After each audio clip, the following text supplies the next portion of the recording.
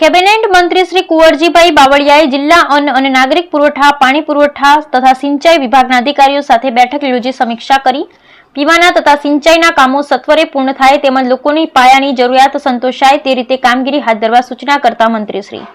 રાજ્યના જળ સંપત્તિ અને પાણી પુરવઠા, અન્ન નાગરિક પુરવઠા અને ગ્રાહક સુરક્ષાને લગતી બાબતોના કેબિનેટ મંત્રી શ્રી કુંવરજીભાઈ બાવળિયાએ કલેક્ટર કચેરીના સભાખંડ ખાતે રાજ્ય તથા પંચાયત સિંચાઈ વિભાગ, ક્ષાર અંકુશ સૌની યોજના, પાણી પુરવઠા તથા અન્ન અને નાગરિક પુરવઠા તેમજ ગ્રાહક સુરક્ષાની બાબતોના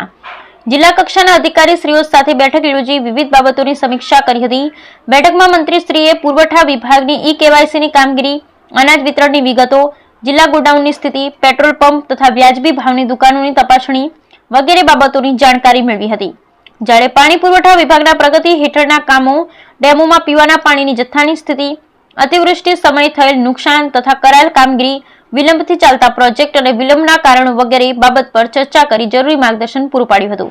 મંત્રીશ્રીએ બેઠકમાં ઉપસ્થિત જિલ્લાના સિંચાઈ વિભાગના અધિકારીશ્રી સાથે ચર્ચા કરી પંચાયત રાજ્ય સિંચાઈ વિભાગ હસ્તકના બંધારા, જિલ્લાના મોટા, માધ્યમ અને નાના સિંચાઈ યોજનાની વિગતો, મંજૂર તથા પ્રગતિ હેઠળના કામો, ચેક ડેમોની સ્થિતિ, ડેમોમાં પાણીની અનામત જથ્થાની વિગતો, જિલ્લામાં આવનાર સમયમાં સિંચાઈ સુગમ બનાવવા માટે આયોજન કામો કરવા વગેરે બાબતે માહિતી મેળવી જરૂરી સમીક્ષા કરી હતી। બેઠકમાં મંત્રીશ્રીએ પીવાના તથા સિંચાઈના કામો સત્વરે પૂર્ણ થાય તેમજ લોકો પાયાની જરૂરિયાત સંતોષાય તે રીતે કામગીરી હાથ ધરવા સર્વે અધિકારીશ્રીઓને નિર્દેશ કર્યો હતો